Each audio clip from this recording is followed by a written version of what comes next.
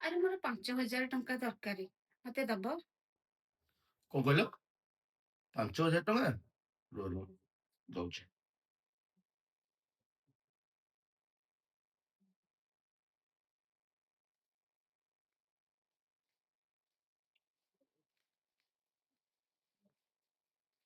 ନିଅ।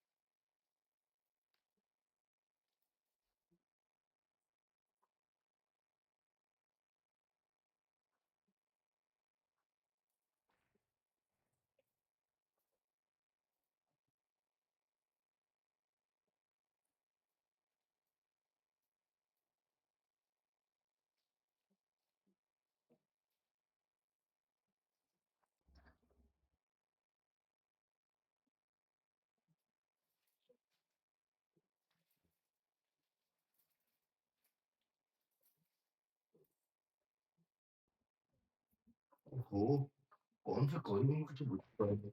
ଆରେ କେହି ଫୋନଟା ଉଠଉନାହାନ୍ତି। ଦରକାର ଅଛି ପଇସା। ଯାହାକୁ ଗୋଟେ ଫୋନ କଲା ବେଳକୁ ଫୋନଟା କେହି ଉଠଉନାହାନ୍ତି। କଣ କରିବି? କାହାକୁ ମାଗିବି, କଣ କରିବି, ମୁଁ କିଛି ମୁଣ୍ଡରେ କିଛି ବୁଝିପାରୁନି।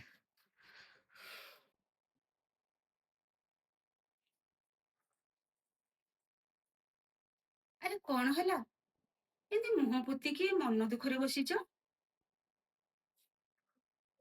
ଏ ଦୁନିଆରେ ନା କେହି ବି ନିଜ ନାହାନ୍ତି। ଆଉ ଯେତେବେଳେ ପଇସା ଦରକାର ଥିବ ନା, ସେତେବେଳେ ସମସ୍ତେ ନା ଦୂରେଇ ଯାଆନ୍ତି। ମୋର ନା 50,000 ଟଙ୍କା ନିହାତି ଦରକାର ଥିଲା। ଆଉ ସେଇଥିପାଇଁ ବହୁତ ସାଙ୍ଗସାଥି କି ଫୋନ କଲି, ମାଗିଲି ମଧ୍ୟ। କିଏ ଫୋନ ଉଠିକି କହୁଛି ମୋ ପାଖରେ ପଇସା ନାହିଁ ତ, ଆଉ କୋଉ ସାଙ୍ଗସାଥି ଫୋନ ଟିକେ ବି ଉଠେଇ ପାରୁନାହାନ୍ତି। ତା ଛଡା ତମକୁ କହି କଣ ଲାଭ ଅଛି କହିଲ?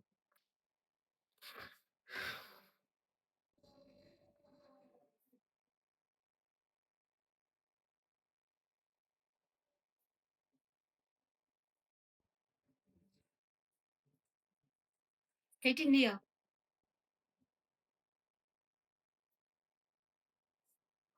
ଗୀତା, ଆରେ ତମକୁ ମୁଁ 2 ଦିନ ତଳେ ବୁଲିଯିବା ପାଇଁ ପଇସା ମାଗିଥିଲି। ତମେ ମନା କରିଦେଇଥିଲ ଯେ ମୋ ପାଖରେ ପଇସା ନାହିଁ, ମୁଁ କୋଉଠୁ ଆଣିବି ବୋଲି। ଏବେ କୋଉଠୁ ପଇସା ଆଣିଲ ତମେ? ଆରେ ଦେଖ, ଆମେ ତ କେବେ ବୁଲାବୁଲି କରିପାରିବାନି। ତେଣୁ ତମେ ବଡ ଅସୁବିଧାରେ ଅଛ। ଆଉ ତମକୁ ଏ ସମୟରେ ମୁଁ ସାହାଯ୍ୟ କରିବିନି, ଆଉ କିଏ ସାହାଯ୍ୟ କରିବ?